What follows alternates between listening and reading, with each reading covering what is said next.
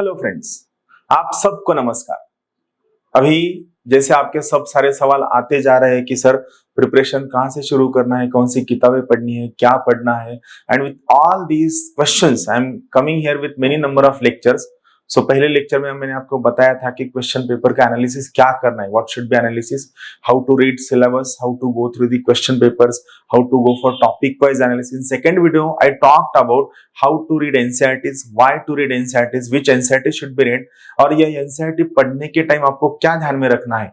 मतलब एनसीईआरटी की लैंग्वेज पे आपको फोकस करना है, एनसीईआरटी में का कोई अच्छा सा sentence which can be part of your introduction or conclusion, कोई important data, since NCERTs are authentic government document which you can put as a claim, so आपको क्या ध्यान में रखना है ये मैंने पहले 2 वीडियो में बताया था। नाउ अभी यह जो वीडियो है, इस वीडियो में आपको बताने जा रहा हूं कि UPSC that is civil service examination का प्रिपरेशन करने के टाइम आपने कौन सी किताबों से स्टार्ट करना है। नाउ आपको ये सवाल आया होगा कि सर ये तो सभी टॉपर्स ने दिया हुआ है, फिर आप ये क्यों दे रहे हो, मतलब what is the reason.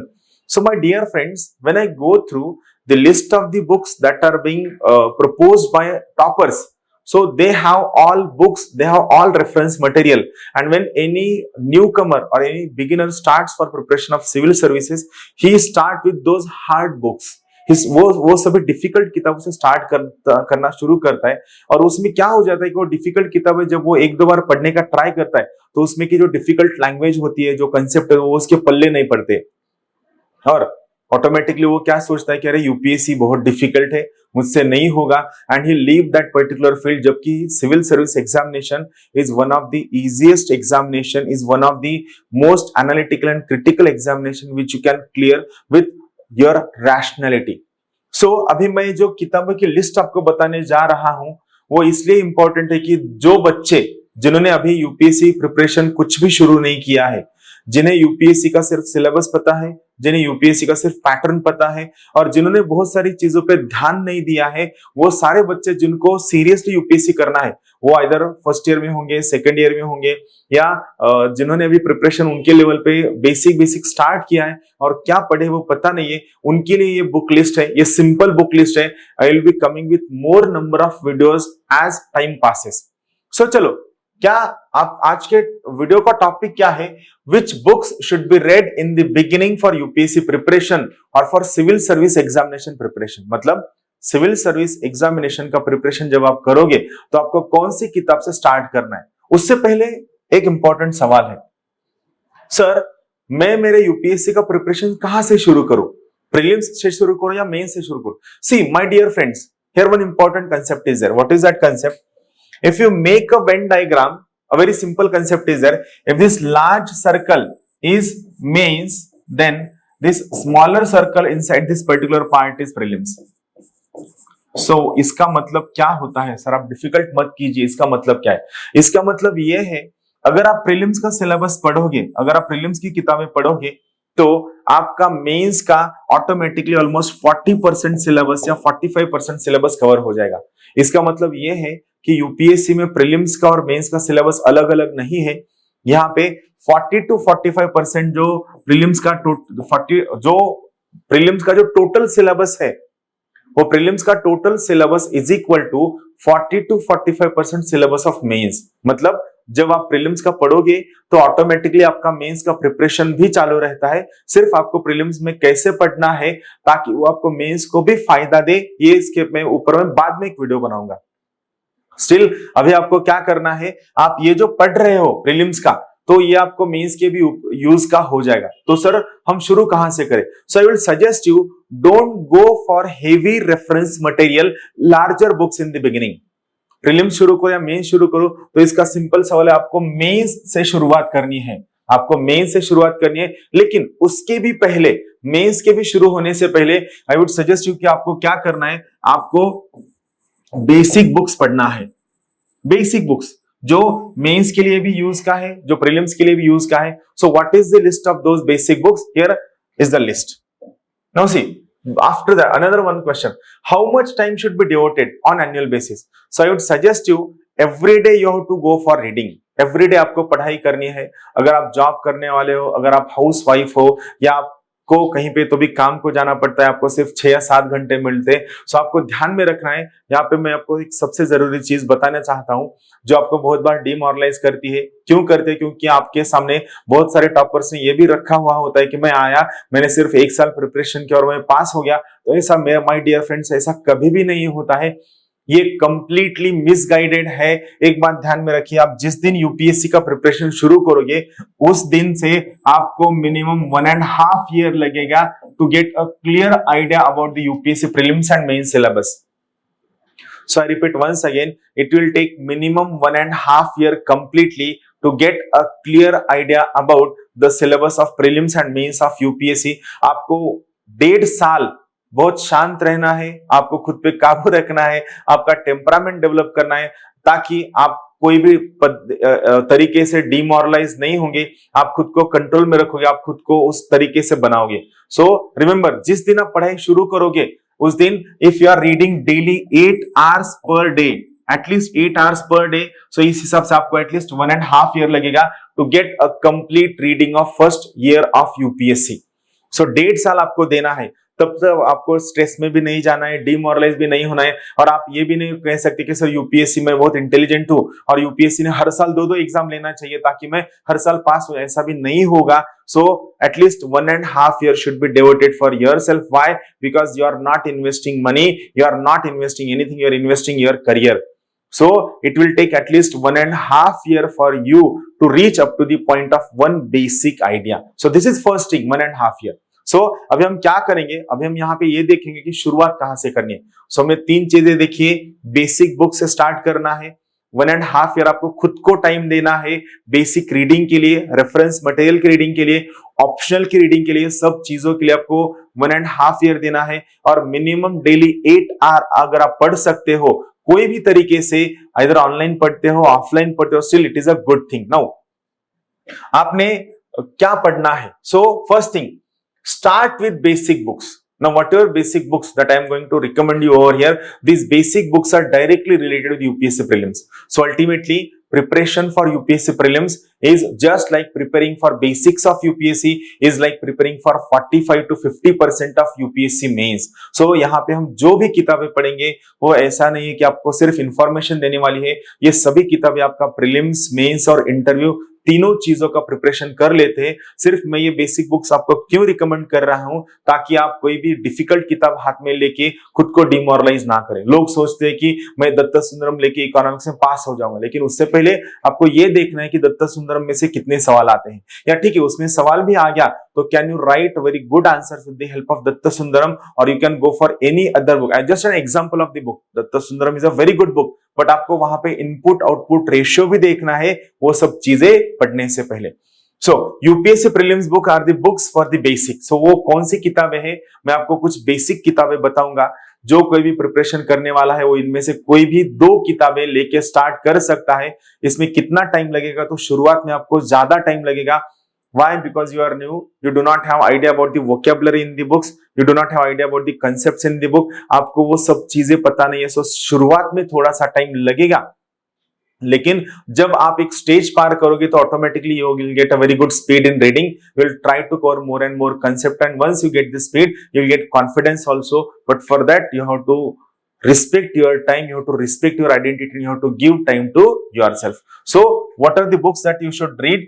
So list of the basic books. First, for polity, I will suggest you start reading the book of M. Lakshmikant. Now these basic books you are expected to start reading after reading of NCERTs. पहले आपको syllabus देखना है, आपको question paper देखना है, उनका आपको analysis करना है, फिर आपको एनसीईआरटीज पढ़ना है। ये दोनों चीजें कैसे करनी है, इसके for this I have 2 videos on Gyandeep IAS YouTube channel. उसके बाद आपको ये बेसिक किताबें शुरू करनी है। इसमें आपको क्या पढ़ना है, तो इसमें आपको you can start with M Lakshmikant of polity. उसमें भी क्या होता है, many students start reading M Lakshmikant from first page. Now first 40 to 45 pages are very complicated, very factual, and they are very boring.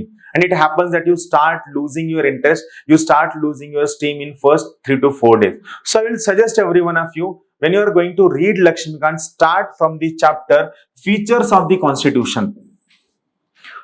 In that, I will suggest you in the beginning, don't read about Constituent Assembly, don't read about historical development, or don't read about citizenship. Historical development, citizenship, or in the beginning, certain whatever Constituent Assembly chapters are there, they are very clumsy, they are very complicated, they are very factual, and they will remove your interest. So I will suggest every one of you start reading from Lakshmikant, and when you are going to read for Lakshmikant, आपको ये ध्यान में रखना है कि आपने संविधान के जो फीचर्स है उस चैप्टर से आपको शुरू करना है, उसके आगे आपको पढ़ना है. इसके बाद how to read Lakshmikant for UPSC prelims and how to read Lakshmikant for UPSC mains, I will be coming up with these two videos in a few days.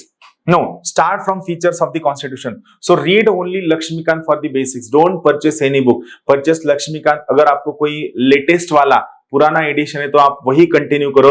Laxmikant में जो भी चेंजेस होते हैं वो चेंजेस आपको बहुत सारी जगह मिल जाते हैं, और those changes you can cover from newspapers and whatever current event material you are reading. But I would suggest you start from Lakshmikant, and in Lakshmikant also start from the chapter on features of the constitution onwards.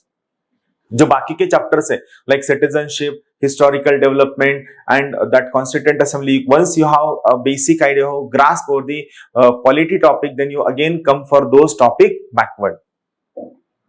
बाद में economy के लिए I will suggest 3 important reference, but ये तीनों में से आपको सिर्फ एक ही चीज पढ़नी है. एक है श्रीराम आईएएस का नोट्स है, अगर आपको ये थोड़ा बल्कि लगता है और आपको स्टार्ट करने तो अरिहंत मैकबुक, ये एक किताब है, it is like a magazine cum book, Arihant publication का आता है. I will suggest every one of you और rather go for this book. और तीसरा चीज है ज्ञानदीप आईएएस क्लास नोट्स का एक बुक है, ये दोनों भी बुक अच्छे हैं. ये it's right now in publication phase, तो आपको ये या दोनों में से कोई भी एक किताब पढ़नी है. दोनों भी चीजें आपको फ्लिपकार्ट या अमेजोन पे मिल जाएंगी.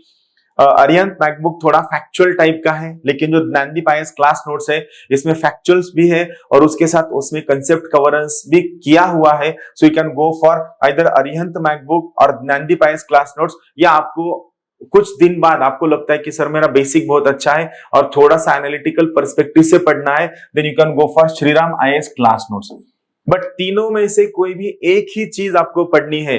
Don't read all 3 books in the beginning, you have to read any one of these 3 books.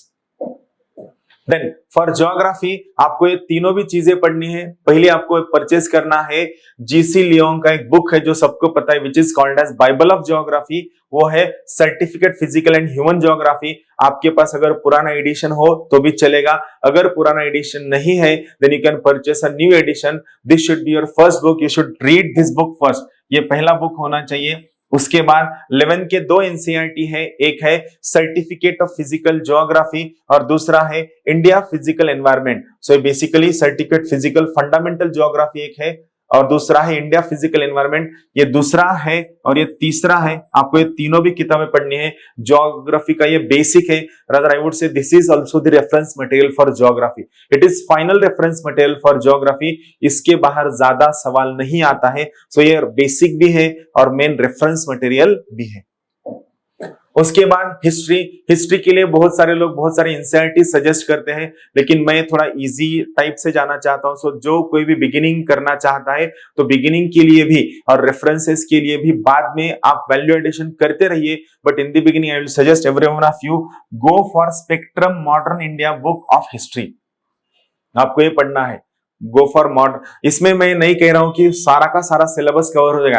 I am just telling these things for those who are going to start their preparation from basics. उनके लिए this is the best book, spectrum modern India. ये आपको 1-2 बार पढ़नी है. उसके बाद जो एडिशनल सिलेबस है एंशिएंट इंडिया, मिडिल इंडिया और post independent India, then there is syllabus for world history. उसके लिए आपको अलग से बाद में किताबें लेनी है. लेकिन जो यूपीएससी का प्रिपरेशन अभी शुरू कर रहे हैं उनके लिए स्पेक्ट्रम का modern history is a good book.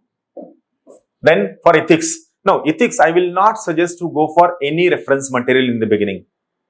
Why? Because all the reference materials are filled with very heavy words, jargons, technicalities, and they are filled with very difficult and complex situation that you will feel, अरे ethics इतना difficult कुछ भी नहीं है.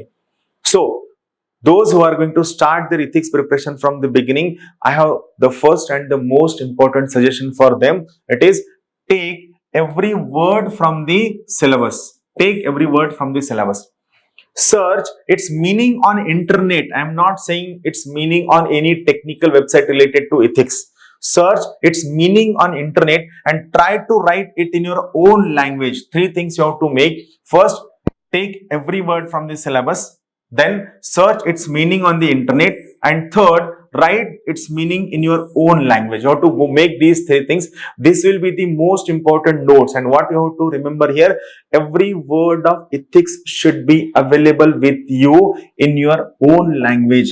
What you understand, and having understanding of every word in your own language is called as internalization. It is called as internalization, right? So you have to go for internalization of your preparation, and then you can go for Gnandeep IAS class notes on ethics. These class notes are available on our Gnandeep IAS app. If you go on a Play Store, you will see this particular app. Its name is Gnandeep IAS Pune. So on this app, you will get soft copy of these notes at hardly 100 rupees. Your soft copy for the ethics theory notes as well as soft copy for ethics case studies. So all these are available on Gnandeep IAS Pune app. You can purchase it from over there. You can get it xeroxed. Then for general science, no need to read general science reference material, no need to read general science NCERT. Why? Because general science is there only in prelims. It has very small significance and it takes 3 to 4 months. So I will suggest every one of you, no need to read general science in the beginning. It is there only for prelims. So skip this part in the beginning. Then environment, no need to read. Once you cover geography, you will get basic idea of the environment, and once you start preparing for prelims, at that time you go for basic books for environment. No need to read book on environment in the beginning of your UPSC preparation. Very good sources are there, will come with many number of good sources, but environment has a very factual tone. It could take more of your time and it could demoralize you. So I will suggest every one of you, don't read science, general science, or don't read environment in the beginning of your UPSC preparation. Then start reading mains reference material once you are through with the books that I told you. See, it is for the beginners. They could be of first year, second year, third year, or they could have started their preparation just right a few days back. Once you are through this reference material in 2 to 3 months, then again I will give you next video what to read in the reference material. I will be coming with a detailed list of all reference material for UPSC, but I will suggest every one of you just go through. ये basic किताबें आपको पढ़नी है. जब आपकी ये basic किताबें अच्छे से पढ़ के हो जाएगी, तब आपको बाकी किताबें पढ़नी है. So till then, keep watching Gnandeep IAS Academy, and thank you very much from my side. We'll be meeting soon with you many number of videos. Thank you. Have a good day.